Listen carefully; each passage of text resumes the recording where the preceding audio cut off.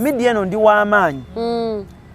I'm known, but nyinza okugamba singa teyali Diana. Nze gwembala kubanga mu time when namwetaagira yavaayo. N'abeerawo. And after okuvaayo buli muyimbi gwe nalegere ngamba nangamba ekyo kye wali ogamba. Jangu tukole naawe. Obuntu nga butambula nnyo obwo. Bambi. Era actually nze ngamba abantu. Spice Dana was the first artist okukiriza okuba comic nga atayimba. That's such a great thing. Okitegera like bino ebya social media nga bitukolena kuzo. Twasooka kikola na Spice.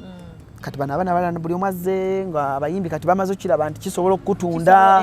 Okitegera? Naye n'abikola. Nabo ne babikola. Ana musatu ku WhatsApp mbikuweereze. Bimpe ne size ye coat. Wow. Akoti gula buguzi najifunza. Oyaganya umutemo obo soda mukamba ya mute. Oh, you guys. So,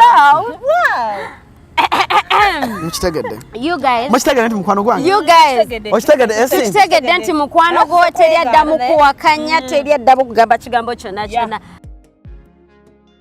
I don't know where to start from. First of all, before I even introduce our very first guest on this show, it has been one crazy evening. Mfunye obuzibu amanyo tukano, by the way. Mbade kuboda, jam, bangambe, oh my God, Allan Cruz, tega abantu bali late. Oh, really? Banaga, ngamba ngenda Remember, you're married. Am I married? So. No, we shall find out. Yeah? Are you married? No, I'm not married. Oh, but you're seeing someone. Yeah. Do you have kids? Yeah, I do. How many? Just one. Oh, really? That's very nice. Yeah, so you guys, you're welcome to our show on SC Media. Very successful marriage. Oh, yeah. Okay, you guys, I'm sorry, you guys, let me introduce the show well, yeah? Introduce. Yeah, my name is Matilda. But is it shaking, or it is firm? What exactly? The marriage. It's not a marriage, really. It's an understanding. Cohabiting. No, it's an understanding. Tuchali mukweyiga kweraba. Bangachi. Bangachi. Bangachi. Siju. But banga liwera ya. No, sagala bintu byakubala banga bobalenye banga bintu bifa. So it's kiba kisinga kondo cheka ne kitambula choka choka. Okimanyi obufumbo nga tebuli official. Bunyuma nnyo okusinga obuli official. Yes. Nga tebuli official. Ofunga tebunabeera official. Bunyuma. Naye batandika bagamba nti okwanjulwa kwawedde oba embaga. Bana ekwebuuza Stan Java. Byonna tugenda bira bawa neno. Mu kitundu ekiddako. So you guys, it's a lot of craziness here. Omanyi tulina abantu bonna ba vibe, so we are all vibrant. It's a great Monday evening. And of course, Matilda with SC on SC Media, and this show is proudly sponsored by ourselves. It's proudly sponsored by ourselves. Not sponsor yet. But you need a sponsor. Of course, who they want a sponsor for their show? Yeah, so if you're there and you want to sponsor all this greatness, all this greatness? All of this. All this greatness you can. She has said all this greatness. No, I said all this greatness. All this greatness. Yeah, so to say Mude. And this show is going strictly to be entertainment. Yeah, it is about you know, of course it can come in, but you know how they interview people on TV lately. Yeah, so want it to be as entertaining. No. Yeah, I've seen him on TV, but he doesn't host in that kind of, you know how these people, I'm sorry, can I say that TV name? You know how you're like, you know that's seriousness. Yeah, that seriousness. We don't want it. Oh, you don't want it. Yeah. It's okay. Oh! I want it. Mukamanga, very serious. We don't want it. So, getting to the point. Thank you so much for honoring why do ladies love doing this thing? No, it's the hair. It is okujawa, no? And you want to feel more comfortable. And you want to say very well. I can't talk on kagala nyo. Really? Especially like nkwa no muwala. Then the girl does like this. Oh. Elenga olaba when I find girls kai those days when I used to kwana kati nga omwala nga ine enjala nga mpanve then nakosala no there's I love that thing. There's the way it makes me feel like man, this chick is cool. Oh yeah. So, Mr. Allan, to see me that tukwaniza nyo kushow ya fail. Meanwhile, on this specific show, you are our very first guest. Oh, really? Yeah, and it's such, oh my goodness. How do they reply that? Fake barakalao. Huh? Fake barakalao. Fake barakalao. Yes. Oh yeah. So, thank you so much for honoring our invitation and for loving SC Media. Oh, we love Bambi. you. Yes, is a hustler, Bambi. This girl has suffered with the Kachano Bambi. You know, one day I found Essie. Yeah. She was at her shop in town. Nemga Essie, you concentrate on that channel. Maybe one day. You know, Allan, dear, no, when Belakone, Nemga, no. Let me appreciate you. Yes, Olava Boyaremelako, Kato even having an honor to have you no, by the on way, this show. You know why I'm here, eh? I'm here because one, I saw Essie starting. I saw a lady who has passion in YouTube, online. Yeah. And you know, there are few ladies that do have that passion. That anger, ngomulaba ayagala, omulaba akiteekamu. May I use a statement yegamba. There are few successful YouTubers nga tebava mainstream. For sure. Mainstream ye radio, TV, mpapula z'amawulire bikyebyo. Because bonna ba YouTuber abalungi babadde mu mainstream. So ekyokukola bakimanyi. So bano abamu bambi abajjamu ne babeera successful nga tebabadde mainstream. N'abeera successful. You salute them. Omugirako enkofira kubanga buli kimu aba atomera butomezi ye. Buli kimu aba atomera buli kimu agezese oba nkoze kino bakinakola. Oba nkole bwe nti kinakola. Kati okufuna wajja. Luba lutalo lunene. Bannange, thank you so much for that. Esther, thank you.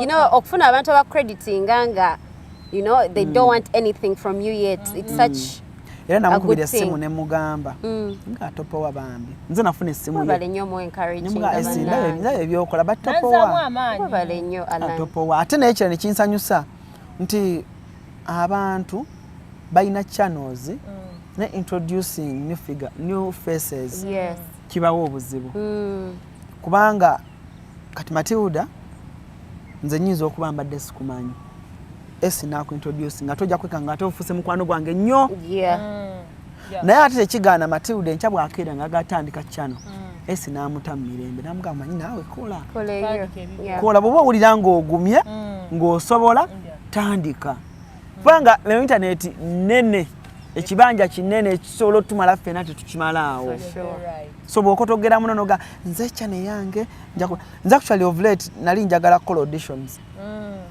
njagala muwala nga asobola okukola general news nga muwala nga asobola okukola general news nga mupambanyi nga amawulire agamanyi abatula abagenda kiwulira ekirano tibwa omutuma mu field n'omugamba genda ku kooti togenda mukubira ku makya agambe Mr. Allan anti kati olaba enkuba yatonye kakati era ngenda kola esawa yakola gulire nga bulira bubuka next year I'm introducing a new girl on my channel njagala muwala specifically fresh nga njagala muwala malo mutendeka byenjagala male osoko unveiling malo kapati amala kumproving nti kyakola kitegeera bwe malaawo mutunde chikola chisente zigenda banyingi nyezi malaawo nkubire NBS oba NTV oba BBS oba ani mbagambe nina omwana wange ani ampa sente bwaba ayagala okunkolera nga asigala waba awulira nga mainstream nga nze mutunda kituufu nga ndeeta omulala ngenda call auditions next year All right. Ffe tugenda kubeera tumanya naffe tuyinza okuba nga tweteeka mu lukalala lw'abantu. Togenda kubaamu. Gwofunyeeko njagala omwana nga tafunangako chance. Wow, that is nice. Ne oba wali olabikiddeko ku ssimu yo. Kati muliza okuba nga mupya nga tebamulabangako. Ne oba wali weemulisizaako essimu ne weegezaamu mbu simanyi osoma mawulire ku TikTok. Tojja. Njagala omwana ene oba oli ku TikTok ng'olina ba followers nga 10, 20, 200. Nga talina nnyo tutumu. Nze nkuyigiriza ebyange. For sure. Abajja kuwuliriza bulungi. Nga bwe nkuwa story ne ŋŋamba mugenda kapeeka. Misinde. Mugenda kukola emboozi bwete y'omukyala bweti ne nkwako Organize camera person. Njagala emboozi bweti. Ogijjeyo givoicinge okole nga togenda kuŋŋamba kapeeka nga wala. Alright, so banange Allan Cruz mumwewuliriddeko mwe mwennyini tewaliwo agamba ate saawulidde saategedde gwali eyo ng'ogenda kufuna chance okulaba this interview. Of course we know you're going to watch it because I mean you can see the people that I have with me. So ebintu birungi nnyo bijja ate byammwe. So get ready to grab on these nice things and go shine. Like Allan. So I've been following you for quite some time. Even before I joined SC Media, nga naye mbeerayo ne nkulaba in different characters. Yeah, I see the face. First of all, I didn't even know what your name was. Nenga ndaba like nga gwe nga wogamba nti you can see someone nga tomanyi olaba Mama Brighton, then olaba Allan exclusive. So you there are two people here. So can you please tell us who you are, sir? Oh. Okay. I'm Allan Cruz. My stage name. I'm Allan Mutalwa. I'm a journalist by profession. Nabusoma. I'm an actor. I'm a comedian. I'm a content creator in general by passion. Wow. That's nice. By passion? Yes, writing ngambye by passion. Nti kizibu nnyo okundeetako akasigiri. Nti Mama Brighton jangu nkoleyo wano akantu ntunde eddagala oba ntunde emmumbwa. Nkola ekintu nga kivudde ku mutima gwange. Kugamba like acting by the Cruz exclusive nsolangirako ebintu ebyenjawulo. But brand bya Mama Brighton oba nga ndi mu actinga. It's very difficult okuva ine ngamba nti kati ninayo weddagala Allan Cruz banji bajibazanyo njagala onangire mu skits kati atoyo content siwe muzanyiramu bwenti njagala nnyo omuntu namulaba nasika nanyumira nga temuli kintu no tali kimtataganya gatali inconvenienced by the words and the artworks. It's only Mama Brighton and it's such a great project. So you just the money. Abantu abanina nabakimanyi sikola bintu kubanga oyagala nnyo sente kati no nkikubulira I'm this person omungami neyogereko yes I'm this person who runs my YouTube channels nga siranga bizigo ne oba oyina emiliyoni 10 bino simanyi twerusa simanyi bino bijjamu embalabe simanyi bino bikola siranga sikiririza okulanga n'okukiririza sikiriza nnyo mu bizigo sikiriza mu basawo abaganda abazungu simanyi ono Sheikh gundi yasomeddwa simanyi biki simanyi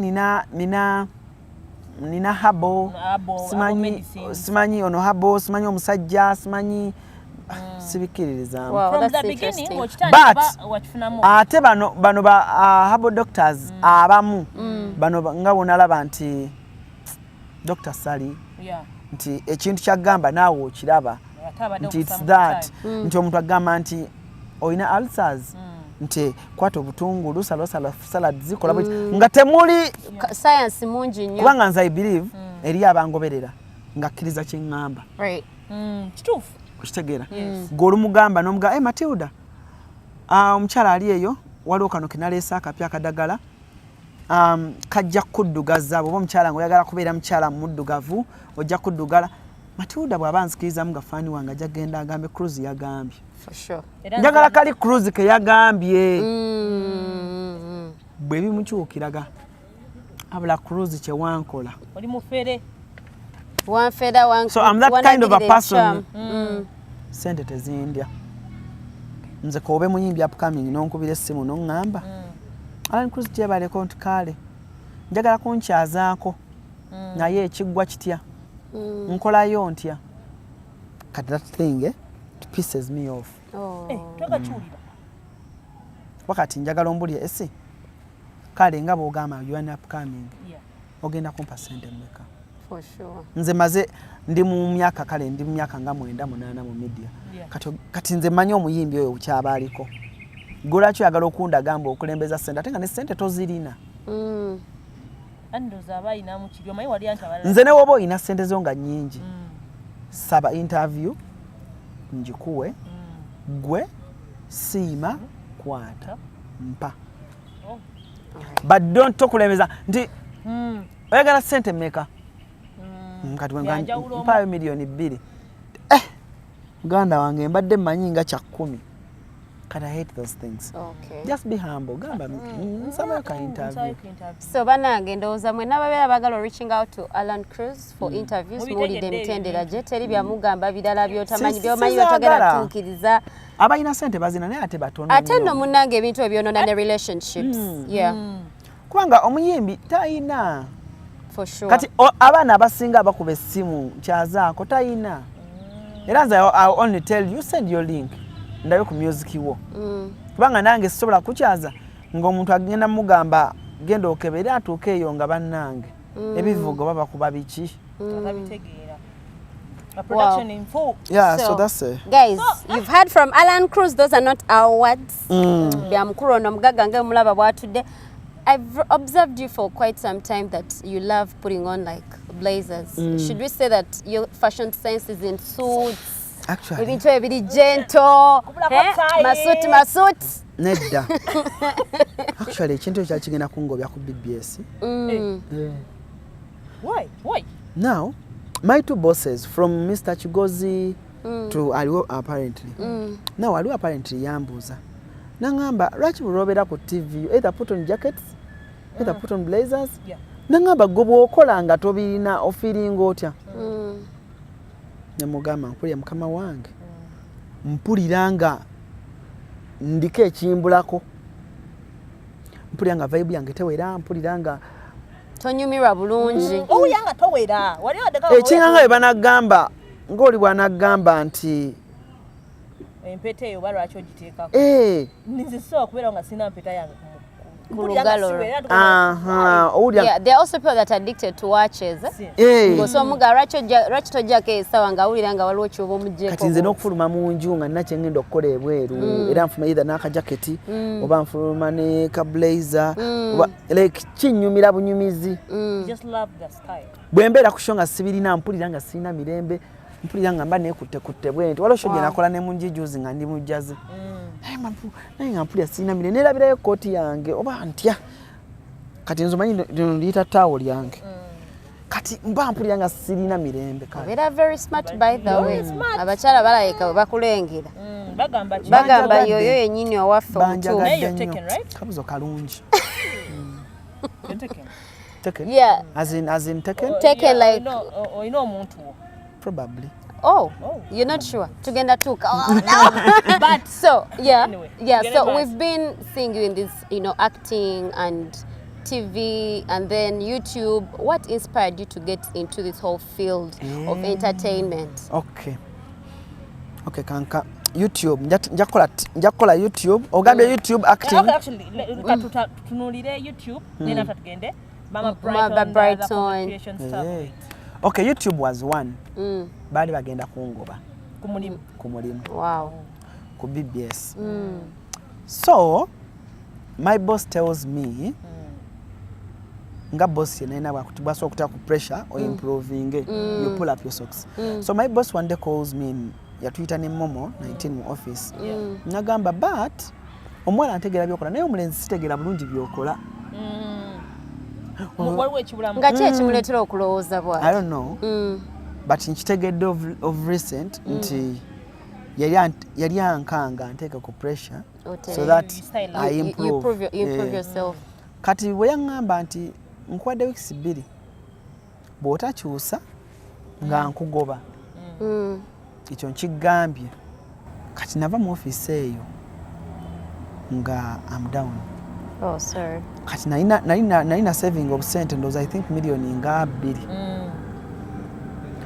bwe nafuluma office eyo neŋŋamba bulijjo abantu baŋŋamba Cruz gula YouTube channel nga toyagala kati nno mwezi no weeks 2 ojja kyusa sirabawo ssuubi ya kukyusa nenziruka nenkwata million 2 nenga nengula laptop nengula kamera nengula card nengula banagula ki oba stand yambaye stand nenkubira divorce nemugamba nina idea nangamba idea ki nemuga gwembulira wooli nengera ntandika YouTube channel kati that's how I end up studying YouTube. inspiring okola ate n'ekirala olwakabiri kankana akatono bano ba line bosses ku mulimu kati ng'oli waliwo olumu nagambako boss wange omu line boss atali top namugambako olumu nemugamba I think I can host a program bayita Celebwo nemugamba but Mr. Gundi I think I can host Celebwo nga nkyaza ba celebrities nga sinagenda ku YouTube nga nkyaza ba celebrities kati yo boss nangamba Alani kati gosobola okubira misa kinajja ku show yo gosobola ogamba lutaya najja gwe nga bw'ofaanana bw'otyo bannange.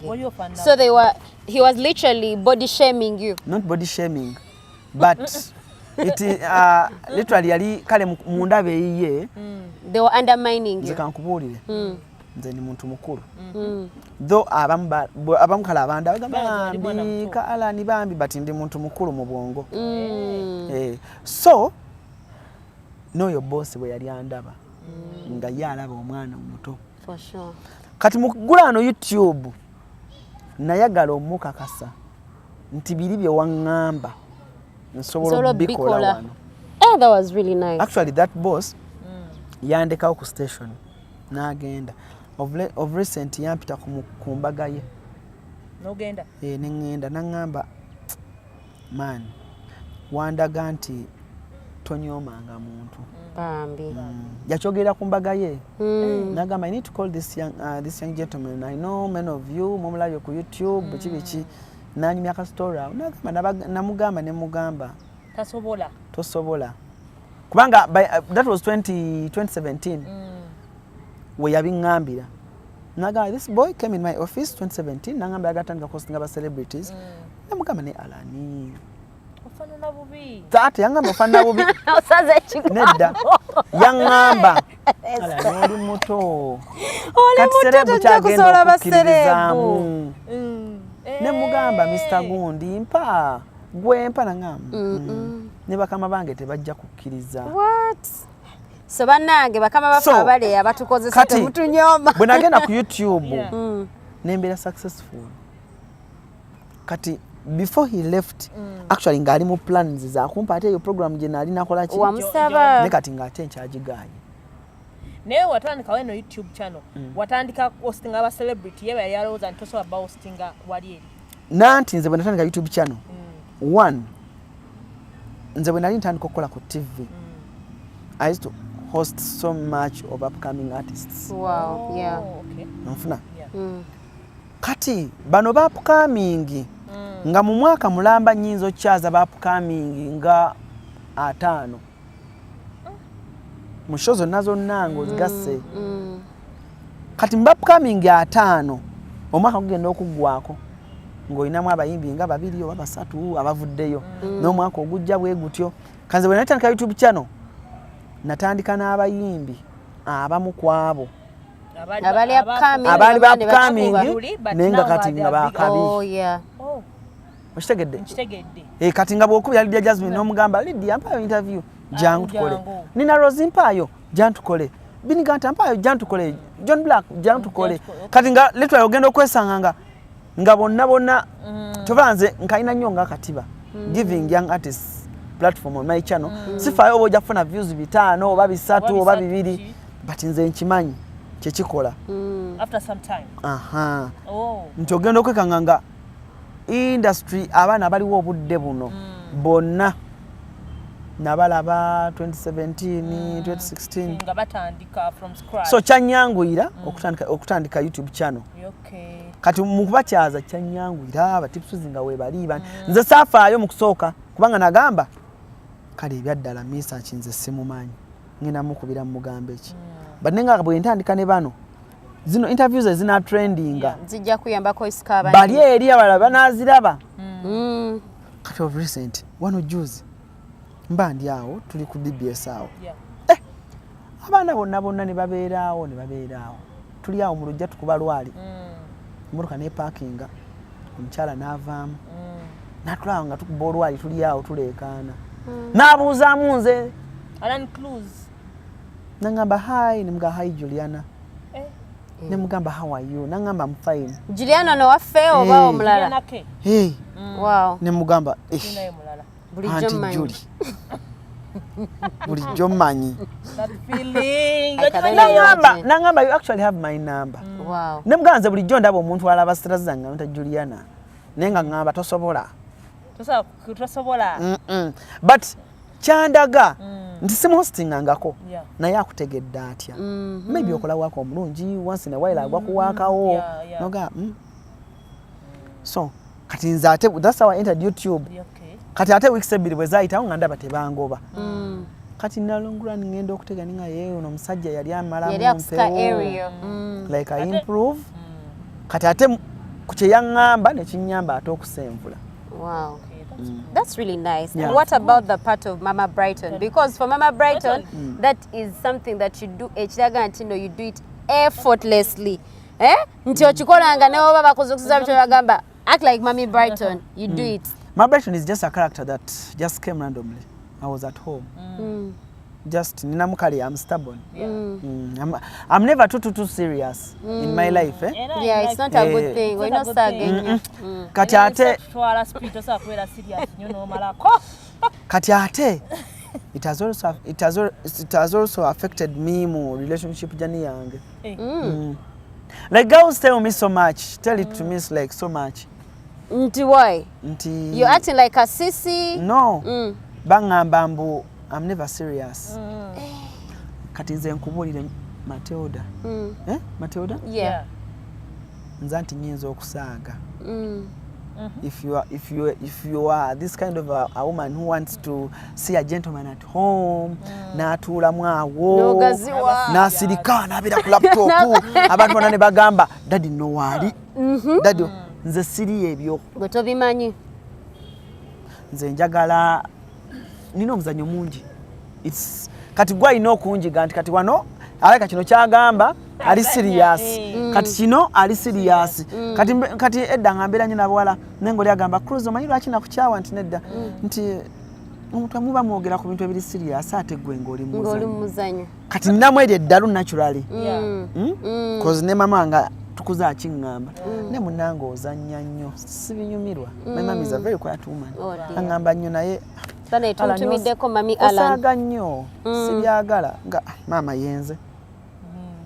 Bannange abawala abali Esther manyi wabera nga manyi ffe tubeera nga tuli serious tukula n'okula n'okuyita mami nze tebinyumira je tabyagala Allan. So girls that are there mwino manya that ati muri omeka ati wano trazze bawa mwe mweronderemu so that omuntu wakujjira omanye ngejo ino okweyisaamu. One day tumala okukola gig Roja ngamba bakoye emitwalo 5 kati bampe emitwalo 5 nensanyuka ninga manager nane busikiti bwenkola wama Brighton nangamba mbulaba nangamba busikiti mbulaba tozanya ngamba ma spice konze nangamba engoyo zina konze ziri mmotoka nangamba leta mukolemu awo ne mugamba Diana tukolemu nangamba nawe leta tukole ne tukola kati kyayongera okuwa abantu confidence mu busikiti obwo ne kyongera obunyumisa manne mama spice bananga amazina asanga mwala we kyokka bulijjo nali njogera mu sikiti nga Diana talabika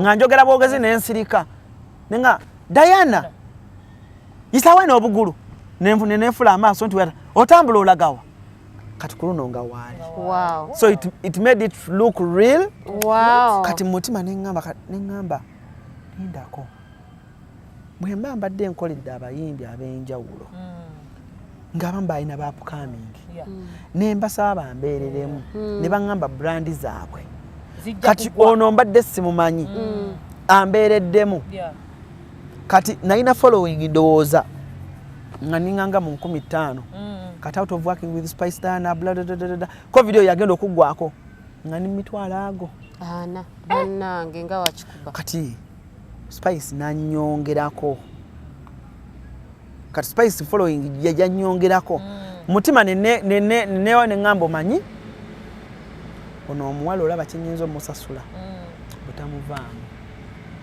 kumuyirawo mubiri ajabeera kyali wange till because media eno kizibu nnyo okusanga abayimbi ababeerawo bannamawulire oba abayimbi ababeereddewo abantu mu art kyova olaba oli ojja kusanga misa kingaku mu luyimba lwe olwa bwogamba n'oba yamenya katolo bwama abe mukiibi kubanga bayina kye baakola kyebamwongera kubanga papa waaba akunyumiza akugamba mu egos ayinza okuba mu abasajja bonna bonna yasemba ofuna hit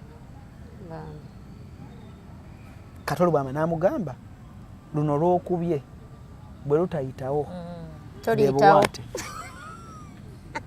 era luyimba ne luyitawo Sala Kabengo waba akunyumiza ku misa kyagamba bambi ye yasemba naye kati naye mu luyimba lwe nanyumyako kwaba abantu noga nti bambi omuntu ono alakasinga tebaali bano kati nange media eno ndi w'amaanyi I'm known but nyinza okugamba singa teyali Diana nze gwembala kubanga mu time when namwetaagira yavaayo n'abeerawo and after okuvaayo buli muyimbi gwe nalegere ngamba ekyo kye wali ogamba jangu tukole naawe obuntu nga butambula nnyo obwo era actually nze ngamba abantu Spice Dana was the first artist okukiriza okuba comic nga atayimba.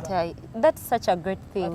Oshitegera like bine bya social media nga bitukola enaku zo twasoka kikola na Spice kati bana abana buli omazze nga abayimbi kati bamaze okira abantu kisobola okutunda oshitegera naye nabikola nabo ne babikola naye twatulanga ne Spice nga n'abana abajja bangamba nange njagaza ne skits ne Spice nange njagaza ne ngumga Diana bakwaganga I feel more comfortable nganzanya bambi I think wabaya abantu betu connecting nabo gotula naye no connecting automatically wow ekimunga kigana yeah so that's the reason Rachi tuli so tight era ntera okusaba mukama ne mugamba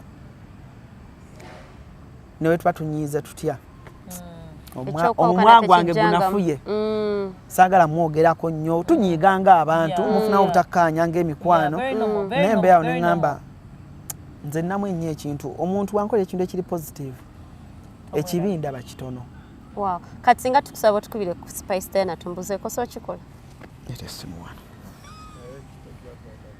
wano kansoke munoonye wano ku WhatsApp you guys munoonye wano ku WhatsApp Tuiza kubira na Spice Dana simomwe so you people that be there and you think our celebrities are mean and bitchy you do not know what they've done for talents that you love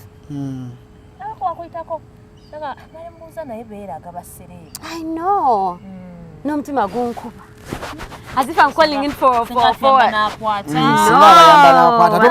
ayinza okuddamu okunkubira atenga tugadde Daya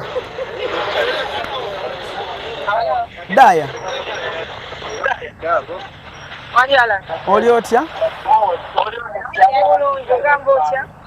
owaye mbadde wano kumpewo nga tuli mu kukola ne basista bange nga bangamba mbuto manyi mbuto likyali wange ne mbagamba kankukubire balaba bawulira amaanyi wamma babuuzeeko obuuza awayunze nkute era simanyi Daya ogambye otya Daya ogambye otya leave me alone nkwesonyiwe Daya nkutadde tonkubira toddamu nonkubira Olieno ndabisa bulabisa abantu naona kumpewo bannengera. Olinda. Abantu bonna kumpewo bakugulya Diana. Wallahi sazaamu kyogamba. Bala kumusana nja kupewo. Oli fine. Oli fine. I'm okay. Yeah, I'm good. What's up? And okay. I love you so much. Eh? Oli kumpewo yawa. Diana ndi kutelefina buterevu. Oh, banja birenze ndi China. Oli China oli mukulya bulamu. Mwana. Diana ndetaayo engatto nyambala size 43.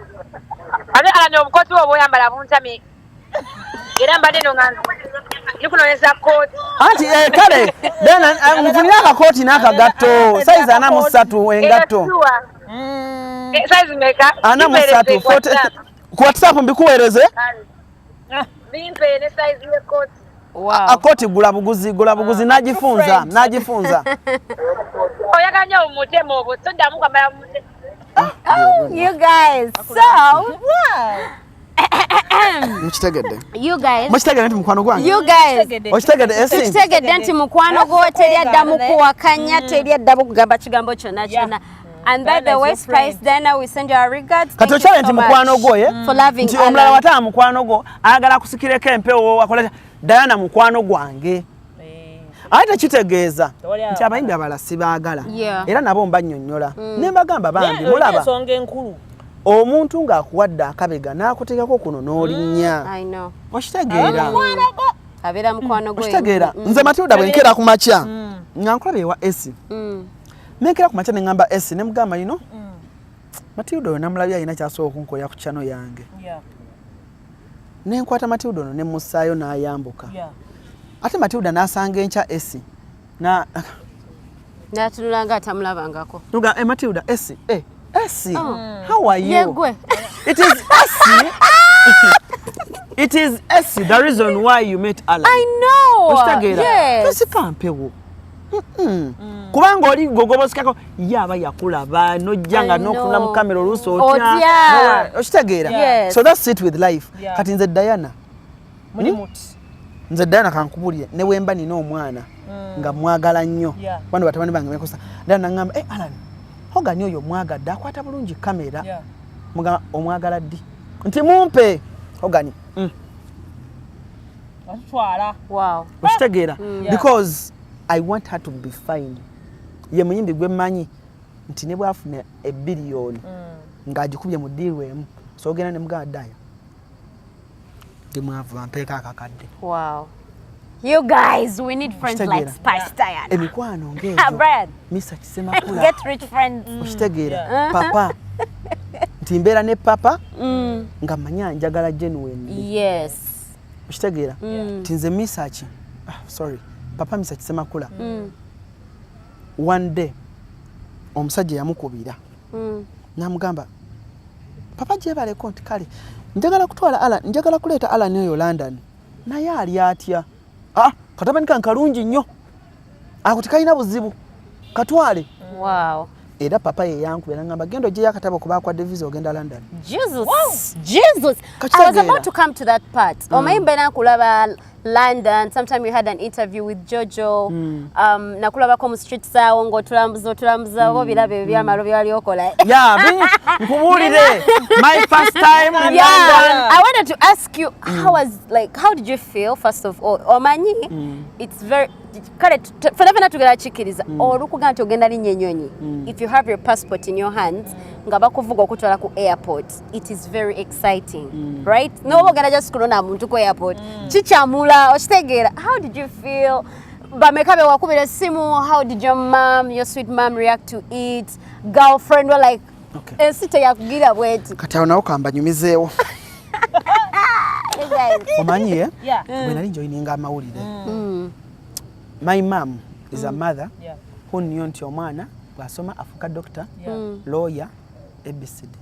So bwe nali ngamba mamange okusoma amawulire gano mange nga si n'agamba Allan byebiki ebyo temuli ssente kati time nejja ng'emirimu gibuze maze osoma amawulire emirimu gibuze. Then my mom told me Allan banna bagende Saudi abala bagende Dubai leka nsasula ogende kati ngayina mikwano gye egiri e London n'agigaba naye ninawo omwana ne mumbulire ssente mbawe ajje ayiye bannange maama Beya eno eby'e London bizibu bannange eno bizibu nnyo ali n'emirimu tegikyalabika naga mumuwe mmwe ajja kujja yayiye banne tujja kulaba kati buli omu ng'alaga nti kizibu nnyo bizibu so mu media muno otoba but I got my first flight yali ya Dubai. Wow. Olwo olunaku I can only just that day nga bwe lwali lufaanana okulunyumisa obulungi nga divorce ali awo atejjamu itolalabeewo kubanga a flight yali ya ssaawa 11 no yali ya ssaawa emu twali tugenda kulinnya fly Dubai naye nzukira Jamila nampeera okuŋŋamba wamma tofaayo kasita ofunye tiketi maama gwe nafuna visa ya Dubai ne baginsindikira ku ssimu nengende wamange nenjimulaga bwe nti naŋŋamba by the my mom yala visa ya Dubai yakola bwati ogenda Dubai ogenda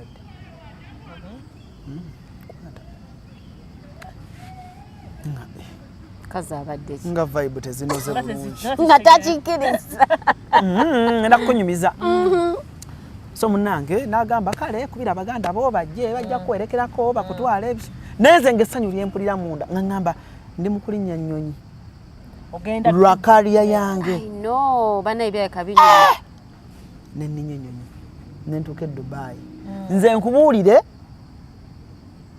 London teyanja saamirizaako naye asaamirira ku Dubai. Wow. Ng'ennyonyi nze ngamba nnyo musajja wange oyo Hogan ne mugamba bwe watotambulangako nsabirira nfuneyo ko trip njagala olisooka lunaku lwoliraba ennyonyi eno ng'erandinga Dubai nga sikirabanko nga kipya ku maaso gange bannange nalengera Dubai nga wa orange. Wow. Nga amatala ga orange like I said nesanga ngambye where am I? Netutambula ekisaawe nga tetukimalaako netutambula ekisaawe nga kinene netufulumayo empewo yeyo yakufuwa keta wali owulira otambula simpewo bwe twafuluma nawulira bugumu nengamba balina ebbugumu lya wano because ennyonyi zewira wezipa netuvaamu netufuluma ebweru mba nfulumye mu parking abatunonye batugenda twamuka ndio kuli ebbugumu lyerimu ntuuka banyambisa kote mpulire ebbugumu lyerimu ne bagamba naye there is something that is not normal here lwaki ebbugumu liri saawa zalinga 5-6 ogwekire ogwokumacha kuba twasimbula saawa emu twatuka saa nga 6-5 awo nengamba naye mmwe mwana wanga siwuliradde ku mpewo ne banga Dubai bweto bwebeera nga sikiwulirangako omanyi nga bw'onaagenda mu steam oba sauna kasauna kati nga bwekiti ekintu bwekiri nga mpuli ekibugumubugumu bwekiti togenda nko mu sauna nali ngenzeeyo nani ne Esther okay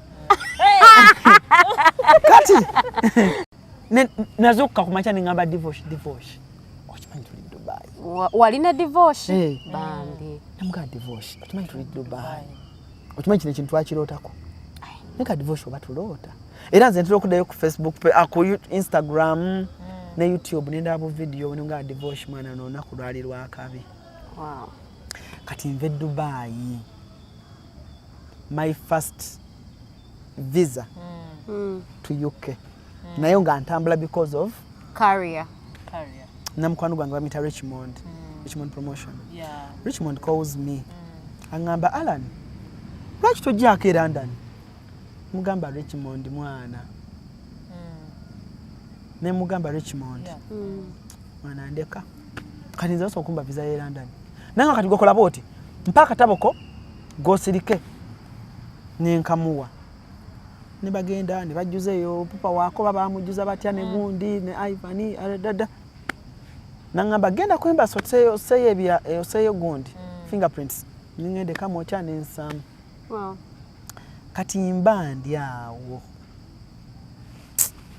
kankanoonye wano mba ndi awo. You guys, this is an emotional, nga papa story. Papa nkubira papa ngamba oli otya konze ni nangamba oliwa konze papa ndi waka nangamba ojja kuntwalirako amatooke ne gundi ojja biwa gundi nanga papa nzi byontuma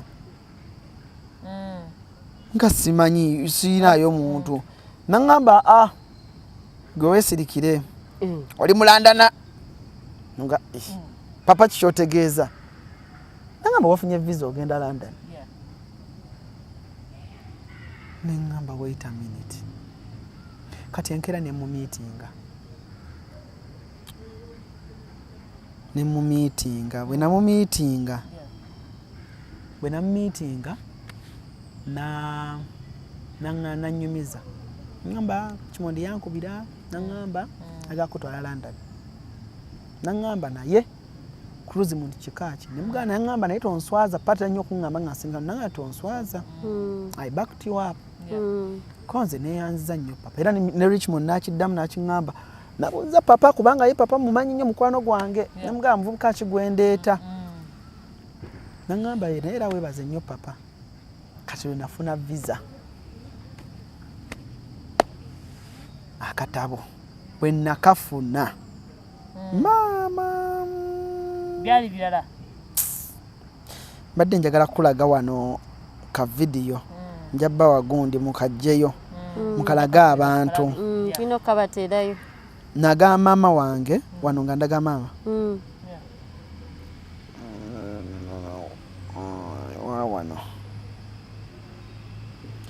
wano nali ndaga mama wange kati nga mulaga visa ya UK yantunulira emirundi 3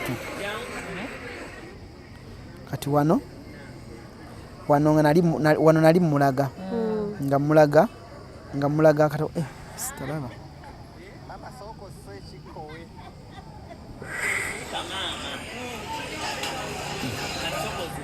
wano najja akatabo nga kalimu visa nengenda mu katale mulage ndabe reaction ye kati naye tamanyi kyengenda mulaga kati ngaali awo amanyi nzize mulabako nengenda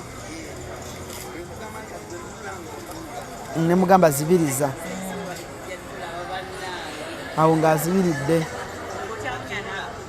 nemulaga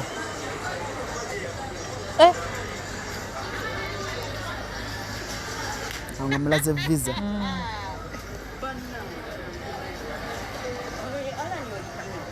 Hey, nyini. You guys. That's what she said. Wow. On the Allan original. Nemugamba mama tutandise katandika butandisi naye olunaku lwenali ngenda e London lote lwanewunyisa kubanga ennyonyi nali kale nninnyeko zi Dubai eziwera kati Dubai namulinnyalinnyannyawo wakati awo South Africa biki but the day I landed in London. Oh my God.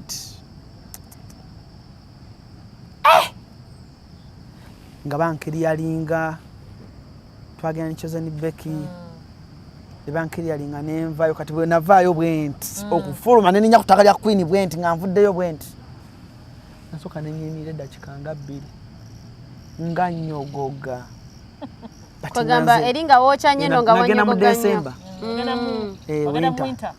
Okay.